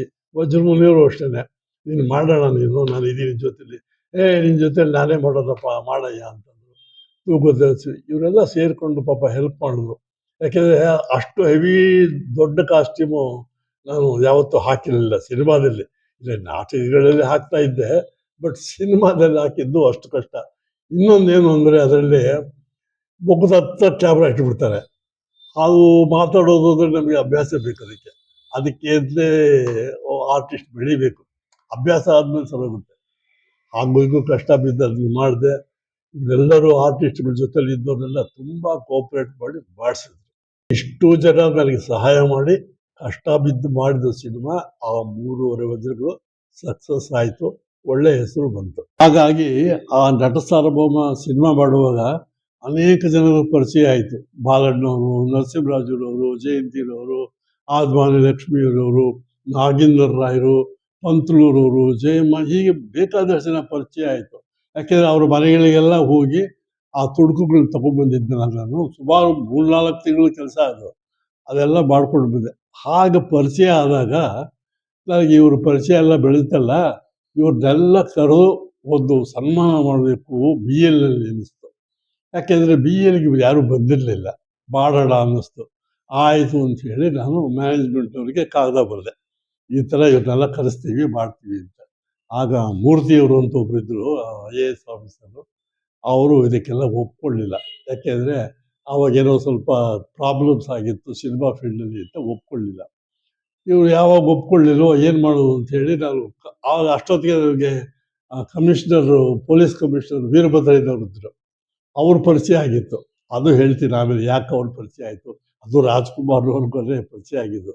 ಅವ್ರಿಗೊಂದು ಪೊಲೀಸ್ ಡೆವಲಪ್ಮೆಂಟ್ ಫಂಡ್ ಬೇಕಾಗಿತ್ತು. ರಾಜ್ಕುಮಾರ್ ಅವ್ರನ್ನ ಕರ್ಕೊಂಡೋಗಿ ಮಾಡಿದೆ. ಅದು ಆಮೇಲೆ ಹೇಳ್ತೀನಿ ಅದನ್ನು. ಅವ್ರನ್ನ ಕಾಂಟ್ಯಾಕ್ಟ್ ಮಾಡಿದೆ, ಸರ್ ಈ ಥರ ಆಗಿದೆ, ನಾವು ಪ್ರೋಗ್ರಾಮ್ ಮಾಡಬೇಕು ಅಂತ. ಅವ್ರು ಹೇಳಿದ್ರು ಅವರು ಇದ್ರೆ ಬೇಡ, HMT ರಾಜಗೋಪಾಲ್ ಗೌಡ್ರು ಇದ್ದಾರಲ್ಲ ಅವ್ರನ್ನ ಕಾಂಟ್ಯಾಕ್ಟ್ ಮಾಡೋದು. ಹೋಗಿ ಅವ್ರನ್ನ ಕಾಂಟ್ಯಾಕ್ಟ್ ಮಾಡಿದೆ. ಅವ್ರು ಭಾಳ ಸಂತೋಷವಾಗಿ ಒಪ್ಕೊಂಡ್ರು HMTನಲ್ಲಿ. ಆಗ ಬಾಲಕೃಷ್ಣ, ನರಸಿಂಹರಾಜು, ರಾಜೇಂದ್ರ ರಾವ್, ಹೀಗೆ ಸುಮಾರು ಜನ ಯಾರ್ಯಾರು 100 ಪಿಕ್ಚರ್ಗಳು ಮಾಡಿದಾರೋ ಅವ್ರನ್ನೆಲ್ಲ ಕಾಂಟ್ಯಾಕ್ಟ್ ಮಾಡಿ ಅವ್ರನ್ನೆಲ್ಲ ಕರೆಸೋಣ ಅಂತ ಹೇಳಿ ಎಲ್ಲ ರೆಡಿ ಮಾಡಿಕೊಂಡೆ. ಅಷ್ಟೊತ್ತಿಗೆ ನಮ್ಮಲ್ಲಿ ಕನ್ನಡ ಸಾಹಿತ್ಯಗಳಲ್ಲಿ KBS ರೆಡ್ಡಿಯವರು ಅಧ್ಯಕ್ಷರಾಗಿದ್ದರು. ಅವರು ನನ್ನನ್ನು ಕರೆದು ಇದೇನಪ್ಪ ಅಂದರು, ಈ ಥರ ಆಗಿದೆ ಸರ್, ಈ ಪ್ರೋಗ್ರಾಮ್ ಭಾಳ ಚೆನ್ನಾಗಿದೆ, ನಾವು BL ಬಿಟ್ಬಿಡ್ತಾ ಇದ್ದೀವಿ ಅಂತ. ಯಾತಕಯ್ಯ ಬಿಡಬೇಕು, ನಾವೇ ಮಾಡೋಣ ಅಂದರು. ಅವರು ಒಪ್ಪಿಸಿ ನನಗೆ ಮಾತುಕತೆ ಆಗಿ ಅವರು ಮ್ಯಾನೇಜ್ಮೆಂಟ್ನ ಒಪ್ಪಿಸ್ಬಿಟ್ಟು ನಮ್ಮ BL ಸ್ಪೋರ್ಟ್ಸ್ ಕ್ಲಬ್ನಲ್ಲಿ ಶುರು ಮಾಡಿದೆ. ಅದೇ ಫಸ್ಟ್ ಪ್ರೋಗ್ರಾಮ್. ಈ 4 ಜನ ಶತಚಿತ್ರ ನಟರು, ನಾಗೇಂದ್ರ ರಾವು, YR ಸ್ವಾಮಿ, ಈ ಥರ ಬೇಕಾದಷ್ಟು ಜನ ಆರ್ಟಿಸ್ಟ್ ಬಂದಿದ್ದರು. ಇಷ್ಟು ಜನ ಒಂದೇ ವೇದಿಕೆ ಮೇಲೆ ನಮ್ಮ BL ಕಲಾಕ್ಷೇತ್ರ ಅಂದರೆ ಸ್ಪೋರ್ಟ್ಸ್ ಕ್ಲಬ್ನಲ್ಲಿ ಬಂದಿದ್ದು. ಇದೇ ಮೊದಲು, ಅದೇ ಲಾಸ್ಟ್ ಕೂಡ. ಅದು ಪೇಪರ್ಗಳಲ್ಲೆಲ್ಲ ಕೂಡ ಬಂದಿದೆ, ಇದೇ ಮೊದಲು ಇದೇ ಕೊನೆ ಅಂತೇಳಿ. ಯಾಕೆಂದರೆ ಇಷ್ಟು ಜನ ಸೇರಿಸೋದು ಆಗಿನ ಕಾಲದಲ್ಲಿ ಅಷ್ಟು ಈಸಿಯಾಗಿರಲಿಲ್ಲ ಅವಾಗ. ಯಾಕೆಂದರೆ ಒಬ್ಬೊಬ್ಬರ ನಂತರ ಒಬ್ಬೊಬ್ಬರದೊಂದು ಶೂಟಿಂಗ್ ಡೇಟು, ಇಷ್ಟು ಜನ ಬಂದು ಮಾಡಿದ್ದು ನಮಗೆ ಭಾಳ ಸಂತೋಷ ಆಯಿತು. BLನಲ್ಲೂ ಆಡಳಿತ ಹುಡುಗಕ್ಕೂ ಸಂತೋಷ ಆಯಿತು. ಸುತ್ತಮುತ್ತಲು ಹಳ್ಳಿಗಳಲ್ಲಿ ಇದ್ರಲ್ಲ ಈ ಜನಕ್ಕೆಲ್ಲ ತುಂಬ ಸಂತೋಷ. ಅಲ್ಲಿ ನಾನು ಆಡೇರಿ ಒಬ್ಬ ಮನುಷ್ಯ ಸ್ವಲ್ಪ ಫೇಮಸ್ ಆಗಿದ್ದು ಹೇಗೆ ಅಂದರೆ, ಇಷ್ಟು ಜನನ ಕರ್ಕೊಂಬಂದು ಇಲ್ಲಿ ಪ್ರೋಗ್ರಾಮ್ ಮಾಡಿಸಿದಾಗ ಆ ಜನ ನಮ್ಮನ್ನು ಲೈಕ್ ಮಾಡೋಕೆ ಶುರು ಮಾಡೋದು. ಅಷ್ಟು ಫೇಮಸ್ ಆಗಿಬಿಟ್ಟೆ ಅಲ್ಲಿ. ಯಾಕೆಂದರೆ ಇಷ್ಟು ಜನ ಬಂದಿದ್ರಲ್ಲ, ಇವ್ರನ್ನೆಲ್ಲ ತಮ್ಮ ಮನೆ ಬಾಗಿಲಲ್ಲೇ ನೋಡೋ ಅವಕಾಶ ಸಿಕ್ತಲ್ಲ, ಹಾಗಾಗಿ ಅದು ಬೆಳೀತಾ ಬಂತು. That was the very good program of that day. ಇದೆಲ್ಲ ಯಾವ ವರ್ಷದಲ್ಲಿ ನಡೆದ ಕಾರ್ಯಕ್ರಮ ಸರ್? ಇದು ಸುಮಾರು 60 ವರ್ಷಗಳಿಂದ, ಇಯರ್ ಜ್ಞಾಪಕ ಇಲ್ಲ, ಬಟ್ 60 ವರ್ಷ ಆಗಿರಬೇಕು ನಡೆದೆಲ್ಲ ನಾನು. ಯಾಕೆಂದರೆ ಇಯರ್ ಇದೆ, ನನ್ನ ಹತ್ರ ರೆಕಾರ್ಡ್ಸ್ನಲ್ಲಿ ಇದೆ, ಅದು ಬೇಕಾದ್ರೆ ನೋಡಿ ಹೇಳ್ತೀನಿ. ನಾವು ಪ್ರಿಂಟ್ ಮಾಡಿಸಿದ್ದೀವಿ, ಅದು ಎಲ್ಲ ಇಟ್ಕೊಂಡಿದ್ದೀನಿ. ಇವತ್ತಿನ ಕಾಲದಲ್ಲಿ ಒಬ್ಬ ಕಲಾವಿದರನ್ನ ಕರ್ಕೊಂಡ್ಬಂದು ಸನ್ಮಾನ ಮಾಡೋದು ಅಂದ್ರೇನೆ ದೊಡ್ಡ ವಿಷಯ. ಪೇಪರು, ಪತ್ರಿಕೆಗಳೆಲ್ಲ ಪ್ರಚಾರ ಆಗ್ತದೆ. ಅವತ್ತಿನ 60ರ ದಶಕದಲ್ಲಿ ಶತಕಲಾವಿದರು ಅಂದ್ರೆ 100 ಕಲಾವಿದರನ್ನ ಒಗ್ಗೂಡಿಸಿ ಮಾಡಿದ ಸನ್ಮಾನ ನೀವು ಕಲೆಗೆ ತಂದ ದೊಡ್ಡ ಗೌರವ ಸರ್. ಧನ್ಯವಾದಗಳು ಸರ್. ಬೆಳಗ್ಗೆಯಿಂದ ಸಾಯಂಕಾಲದವರೆಗೂ 1 ನಿಮಿಷ ಪುರ್ಸೋತಿರಲಿಲ್ಲ. ಶಿಫ್ಟ್ಗಳು ಫ್ಯಾಕ್ಟ್ರಿದಲ್ಲಿ ಬೆಳಗ್ಗೆ ಹೋಗಬೇಕು, ಮಧ್ಯಾಹ್ನ ಹೋಗಬೇಕು, ಶಿಫ್ಟ್ಗಳು ಮಾಡ್ತಾ ಇದ್ದೆ, ಕೆಲಸನೂ ಮಾಡ್ತಾ ಇದ್ದೆ. ಅಲ್ಲಿ ಫೋರ್ಮೆನ್ನು, ಅಸಿಸ್ಟೆಂಟ್ ವರ್ಕ್ಸ್ ಮ್ಯಾನೇಜರು ಅಂತ ಜವಾಬ್ದಾರಿಯುತವಾದ ಕೆಲಸ.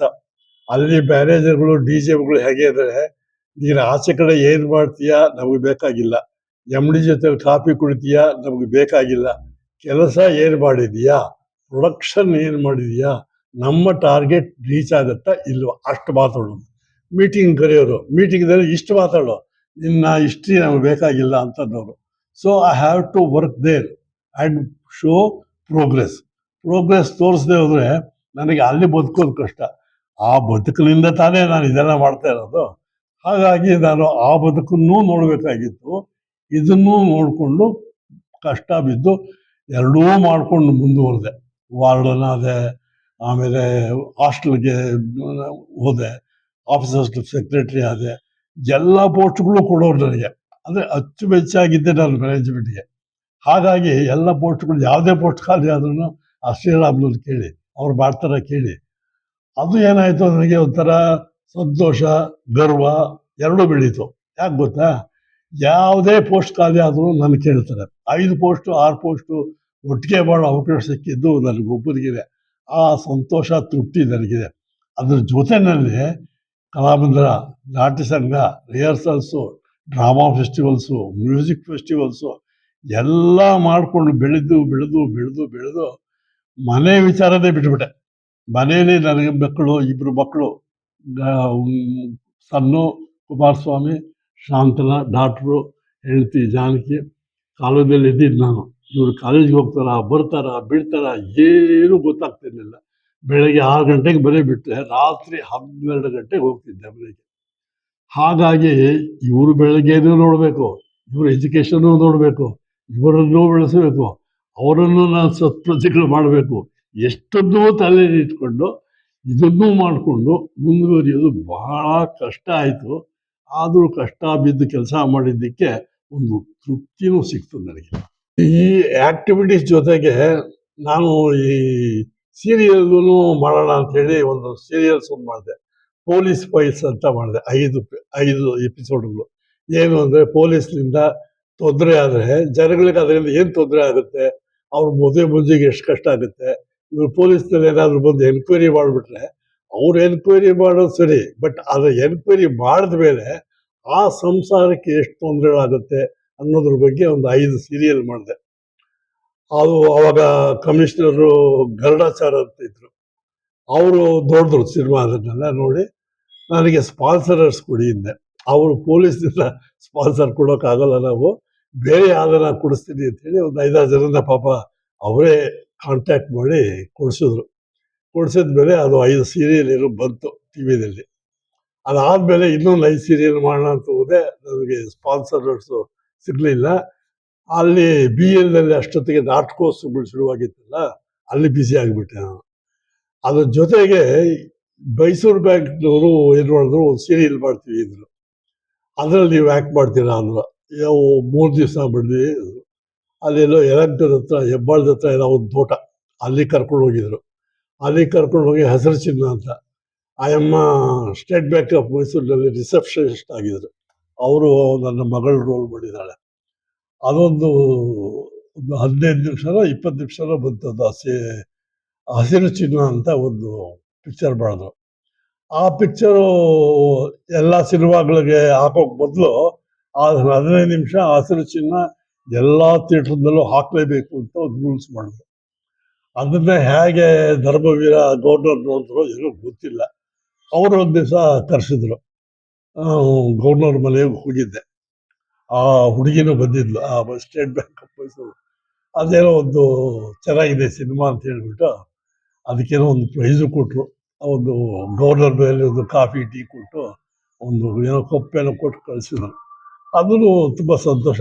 ಯಾಕೆಂದರೆ ಗವರ್ನರ್ ಮನೆಗೆ ಹೋಗಿದ್ದು ನಾನು ಅದೇ ಫಸ್ಟ್ ಟೈಮ್ ನಾನು ಅವ್ರ ಮನೆಗೆ ಹೋಗಿದ್ದು. ಅದನ್ನು ನಡೆಯಿತು. ಹಾಗೆಯೇ ನನಗೆ ಟ್ಯಾಬ್ಲೋದಲ್ಲಿ ಒಂದು ಅವಕಾಶ ಸಿಕ್ಕಿತ್ತು ಡೆಲ್ಲಿನಲ್ಲಿ. ನಮ್ಮ BL ಯಾರೂ ಹೋಗಿಲ್ಲ. ಟ್ಯಾಬ್ಲೋದಲ್ಲಿ ಡೆಲ್ಲಿನಲ್ಲಿ ಒಂದು ಅವಕಾಶ ಸಿಕ್ತು.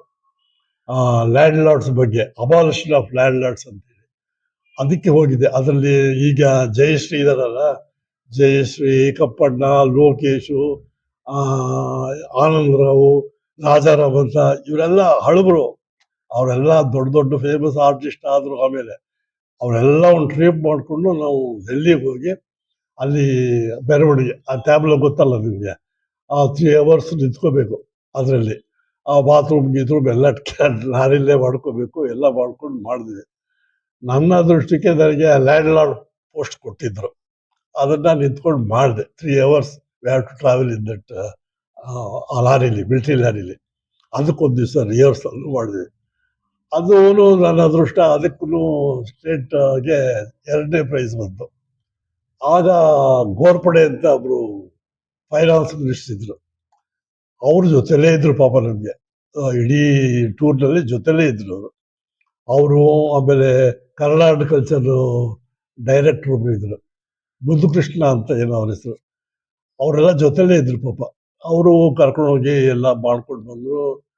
ಆಮೇಲೆ ಜಯಶ್ರೀ ಅವ್ರಿಗೆ ಮತ್ತೆ ನನಗೆ ಒಂದು ಮರ್ಯಾದೆ ಮಾಡಬೇಕು ಅಂತ ಹೇಳಿ ಆ ಟೆಂಟ್ಗಳು, ಮಿಲಿಟರಿ ಟೆಂಟ್ಗಳು, ಅದರಲ್ಲಿ ಕರೆದು ನಮಗೊಂದು ಪ್ರೈಸ್ ಕೊಟ್ಟರು.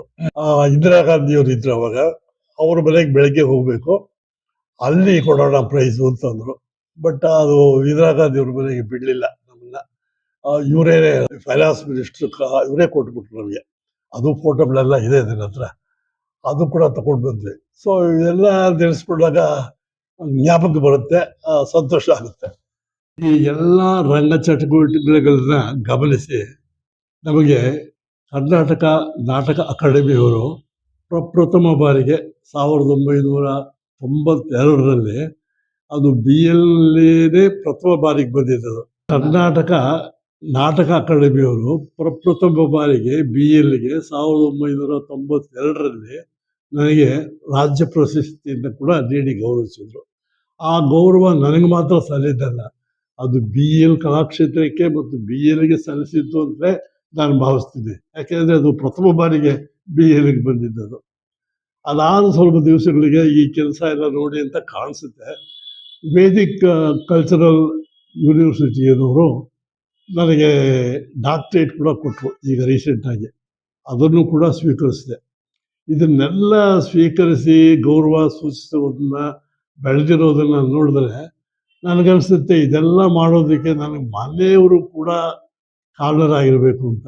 ಯಾಕೆಂದರೆ ಮನೆಯವರು ನನಗೆ ಇದಕ್ಕೆ ಸಹಕಾರ ಕೊಡದೆ ಹೋದರೆ ನಾನು ಇಷ್ಟು ಬೆಳೆಯೋದಕ್ಕೆ ಸಹಕಾರ ಆಗೋದಿಲ್ಲ. ಮನೆಯವರು ಸಹಕಾರ ಕೊಟ್ಟರು. ಈಗ ಹೊಸದಾಗಿ ಬಂದಿರುವ ನನ್ನ ಮೊಮ್ಮಗ ಮೋಹಿತ್ ನಾಯ್ಡು ಅಂತ, ಅವನು ಕೂಡ ಇದ್ರ ಬಗ್ಗೆ ಇಂಟ್ರೆಸ್ಟ್ ತಗೊಂಡು ಇದೆಲ್ಲವನ್ನ ಗಮನಿಸ್ತಾ ಇದ್ದಾನೆ, ಗಮನಿಸಿ ನನಗೆ ಸಹಕಾರ ನೀಡ್ತಾ ಇದ್ದಾನೆ. ಅವನು ಕೂಡ ಸಾಕಷ್ಟು ಇದಕ್ಕೆ ಸಹಾಯ ಮಾಡಿಕೊಂಡು ಸಹಕಾರ ನೀಡ್ತಾ ಇದ್ದಾನೆ. ಅವನು ಕೂಡ ಇದರಲ್ಲಿ ಬೆಳೀಲಿ ಅನ್ನೋ ಒಂದು ಆಸೆ ನನಗೂ ಇದೆ. ಸರ್, ತಾವು ಎಷ್ಟು ವರ್ಷದ ತರುಣ?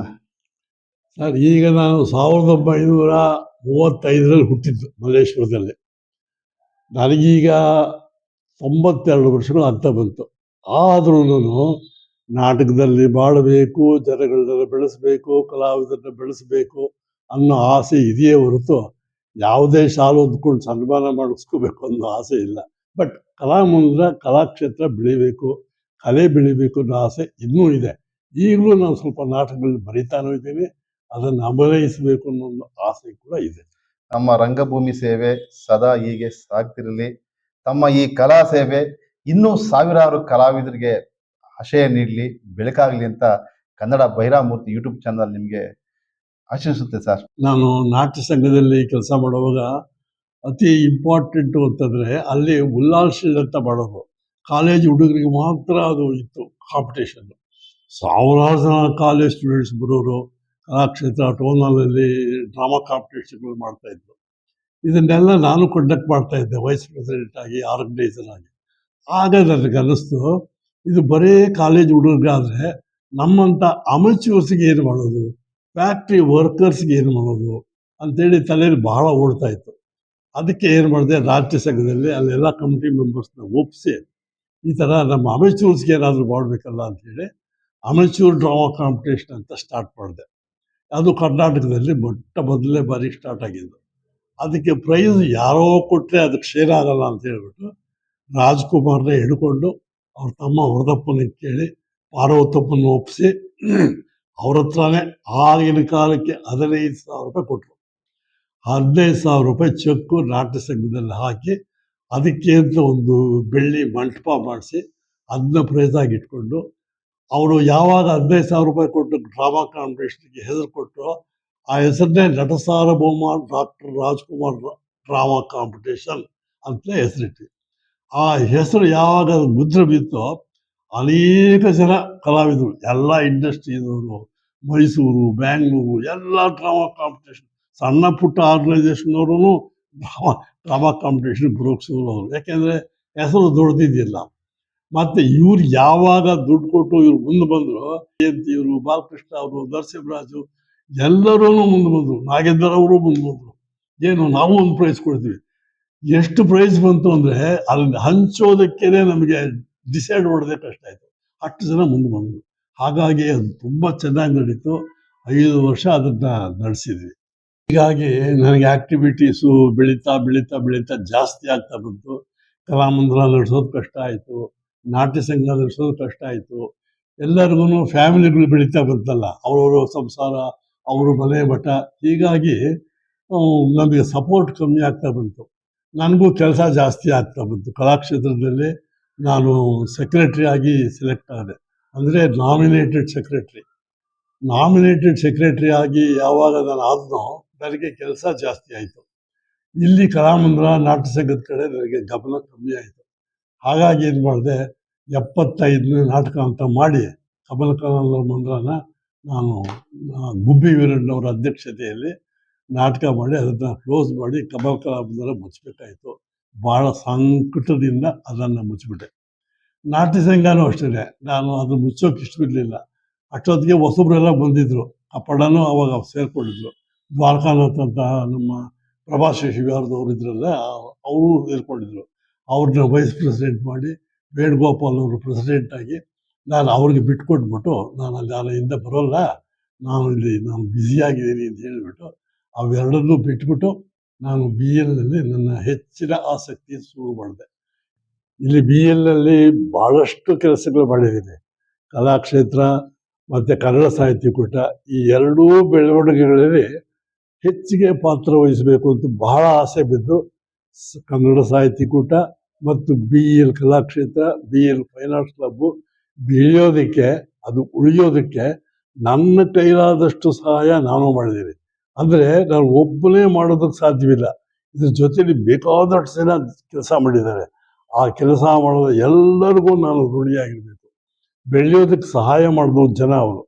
ಸಾಹಿತ್ಯಕೂಟದವರಾಗಲಿ, ಫೈನ್ ಆರ್ಟ್ಸ್ ಕ್ಲಬ್ನವರಾಗಲಿ, ಹೆಚ್ಚಿಗೆ ಜನ ಆರ್ಟಿಸ್ಟು, ಸೀತಾರಾಮು, ವಿಶ್ವನಾಥು, ನಾಗೇಶು, ಗುಬ್ಬಣ್ಣ, ಕಮಲಿಧರನು, ಬರ್ಸಿವಿಟೇಕರು, ಪದ್ಮಿನಿ ಕೃಷ್ಣಸ್ವಾಮಿಯವರು, ಸುಧಾ, ಬೇಕಾದಷ್ಟು ಜನ ಕೆಲಸ ಮಾಡಿದ್ದಾರೆ ಜೊತೆಯಲ್ಲಿ. ಅವ್ರ ಜೊತೆಲೆಲ್ಲ ಕೆಲಸ ಮಾಡಿದ್ದೀನಿ. ಕಿರಿ ನಟರು ಅಂತ ಏನೂ ಇಲ್ಲ ನನಗೆ ಇಂಪಾರ್ಟೆಂಟು, ನೀನು ಡೈಲಾಗ್ ಮಾತಾಡ್ತೀಯಾ, ರಿಹರ್ಸಲ್ಸ್ಗೆ ಸರಿಯಾಗಿ ಬರ್ತೀಯಾ, ಹಾಗಿದ್ರೆ ನೀನು ಒಬ್ಬ ಆರ್ಟಿಸ್ಟ್ ಆಗಿ ತಗೋತೀನಿ. ಇಷ್ಟೇ ನಮಗೆ ಬೇಕಾಗಿತ್ತು. ಯಾಕೆಂದರೆ ಮೊದಲೆಲ್ಲ ನಾನು ಈ ಥರ ಮ್ಯಾನವರ್ಸು, ಊಟ ತಿಂಡಿ, ಬಸ್ಸು ಸೌಕರ್ಯಗಳಿರಲಿಲ್ಲ. ನಾವು ಬರಬೇಕು, ನಮ್ಮ ಖರ್ಚು ನಾವು ಮಾಡ್ಕೋಬೇಕು, ನಮ್ಮ ಊಟ ತಿಂಡಿ ನಾವು ಮಾಡ್ಕೋಬೇಕಾದ ಪರಿಸ್ಥಿತಿ ಆವಾಗ. ಆದರೂ ಕೂಡ ನಾನು ನಾಟಕಗಳು ಮಾಡ್ತಾಯಿದ್ವಿ. 100 ನಾಟಕ ಮಾಡಿದ್ದೀವಿ. ನಾನೇ ಸುಮಾರು 200 ನಾಟಕಗಳಿಗೂ ಮೇಲ್ ಮಾಡಿದ್ದೀನಿ. ಇದಕ್ಕೆ ಕಾರಣ ಯಾರು ಅಂದರೆ ಜೊತೆಲಿದ್ದ ಆರ್ಟಿಸ್ಟು, ಅವರ ಎನ್ಕರೇಜ್ಮೆಂಟು, ಅವರೇ ಕಾರಣ. ಇದೆಲ್ಲದಕ್ಕೂ ಕಾರಣ ಆಗಿ ಈ ಕೆಲಸ ಮಾಡೋದಕ್ಕೆ ಅಂತಂದರೆ ಜೊತೆಲಿ ಜನ ಬೇಕಲ್ಲ. ಇಂದ್ರೆ ಬ್ಯಾಕ್ ಸ್ಟೇಜ್ ಆಗಲಿ, ಮುಂದೆ ಆಡಿಟೋರಿಯಂ ಆಗಲಿ, ತಿಂಡಿ ತರೋದು, ಹೋಗೋದಾರ, ಎಲ್ಲ ಕೆಲಸಕ್ಕೂ ಜನ ಬೇಕೇ ಬೇಕು. ಆ ಜನನ ಮೊದಲು ಬೆಳೆಸಿದೆ ನಾನು. ಬೆಳೆಸಿ ಅಷ್ಟೂ ಜನ ನನ್ನ ಜೊತೆಲಿ ಕೆಲಸ ಮಾಡಿದ್ರು. ಅದರಲ್ಲಿ ಅನೇಕರು ಇವತ್ತಿನ ದಿವಸ ಇಲ್ಲ, ಬಟ್ ಕೆಲವರು ನನ್ನ ಜೊತೆಲಿ ಇನ್ನೂ ಇದ್ದಾರೆ. ಅವ್ರಿಗೂ ನಾನು ಋಣಿಯಾಗಿರಬೇಕು. ಈ ಸಾಹಿತ್ಯಕೂಟಕ್ಕೂ ಮತ್ತು BL ಕಲಾಕ್ಷೇತ್ರ ಫೈನ್ ಆರ್ಟ್ಸ್ ಕ್ಲಬ್ಗೂ ನಾನು ಋಣಿಯಾಗಿರಬೇಕು. ಯಾಕೆಂದರೆ ನಾನು ಬೆಳೆದೆ, ಅದೂ ಬೆಳೀತು. ಜೊತೆಲೇ ಬೆಳೆದಿದ್ದೀವಿ. ಹಾಗಾಗಿ ನಾನು ಅದನ್ನು ಇವತ್ತಿಗೂ ನೆನೆಸ್ಕೊತೀನಿ. ಇವತ್ತಿಗೂ ಅಲ್ಲಿ ಕೆಲಸ ಮಾಡೋದಕ್ಕೆ ನಾನು ಪ್ರಯತ್ನ ಪಡ್ತಾ ಇದ್ದೀನಿ. ಫ್ಯಾಕ್ಟ್ರಿಯಲ್ಲೂ ಕೆಲಸ ಮಾಡಿಕೊಂಡು, ಇಲ್ಲಿ ಕಲಾಕ್ಷೇತ್ರದಲ್ಲೂ ಕೆಲಸ ಮಾಡಿಕೊಂಡು, ನಾಟಕಗಳಲ್ಲೂ ಕೆಲಸ ಮಾಡಿಕೊಂಡು, ಅಭಿಮಾನಿಗಳಲ್ಲೂ ಸಂಪಾದನೆ ಮಾಡಿಕೊಂಡು, ಅವ್ರಿಗೂ ಕೂಡ ನಾನು ಖುಷಿ ಕೊಟ್ಕೊಂಡು, ನಾನು ಅದರಲ್ಲಿ ಖುಷಿ ಪಟ್ಕೊಂಡು ಬೆಳೀತಾ ಬಂದೆ. ಕೊನೆಗೆ ಈ ಮಟ್ಟಕ್ಕೆ ಬಂದು ನಿಂತಿದ್ದೀನಿ. ಇದು ಎಲ್ಲರಿಗೂ ಸೇರಬೇಕಾದ ವಿಷಯ ಹೊರತು ಒಬ್ಬನೇ ಮಾಡಿಸ್ತಾ ಇದ್ದೀನಿ. ಯಾವುದೇ ವಿಷಯ ಆವಾಗವಾಗ ಹೇಳ್ತಾ ಇರ್ತೀನಿ. ನಾನು ಕನ್ನಡಕ್ಕೆ ಸೇವೆ ಮಾಡಿದೆ ಅನ್ನೋದು ತಪ್ಪು, ಕನ್ನಡದಿಂದ ನಾನು ಬೆಳೆದೆ ಅನ್ನೋದು ನಿಜ. ಯಾವಾಗಲೂ ಬಹಳ ಜನ ಹೇಳ್ತಾರೆ ಕನ್ನಡಕ್ಕೆ ನಾನು ಸೇವೆ ಮಾಡಿದೆ. ನಾವೇನು ಕನ್ನಡಕ್ಕೆ ಸೇವೆ ಮಾಡೋದು, ಅದು ಬೆಳೆದು ಎಷ್ಟೋ ವರ್ಷಗಳಾಗಿದೆ. ಅದಕ್ಕೆ ನಾವು ಬೆಳೆದಿಲ್ಲ, ಅದ್ರ ಜೊತೆಲಿ ನಾವು ಬೆಳೆದೀವಿ ಅಷ್ಟೇ. ಈವನ್ ಫೈನ್ ಆರ್ಟ್ಸ್ ಕ್ಲಬ್ಬು ಅಷ್ಟೇ. ನಾನು ಬೆಳೆಸಿದೆ ಅಂದರೆ ಒಬ್ಬ ಮನುಷ್ಯ ಏನಾದರೂ ಮಾಡೋಕ್ಕೆ ಸಾಧ್ಯವ? ಜೊತೆಲಿ 100 ಜನ ಇರಬೇಕು. ಹಾಗೆ ನನಗೆ ಬೇಕಾದಷ್ಟು ಜನ ಸಹಾಯ ಮಾಡಿದ್ರು. ಆ ಸಹಾಯ ಮಾಡಿದವರು ಎಲ್ಲರಿಗೂ ನಾನು ಪೂರ್ವಕ ವಂದನೆಗಳನ್ನು ತಿಳಿಸುತ್ತಾ ಇವತ್ತಿಗೂ ನನ್ನನ್ನು ಜನ ಲೈಕ್ ಮಾಡ್ತಾರೆ ಅಂದರೆ ನನ್ನ ಅದೃಷ್ಟ ಅಂತ ತಿಳ್ಕೊಂಡು ನಿಮ್ಮೆಲ್ಲರಿಗೂ ನನ್ನ ನಮಸ್ಕಾರ ತಿಳಿಸ್ತಾ ಇದ್ದೀನಿ.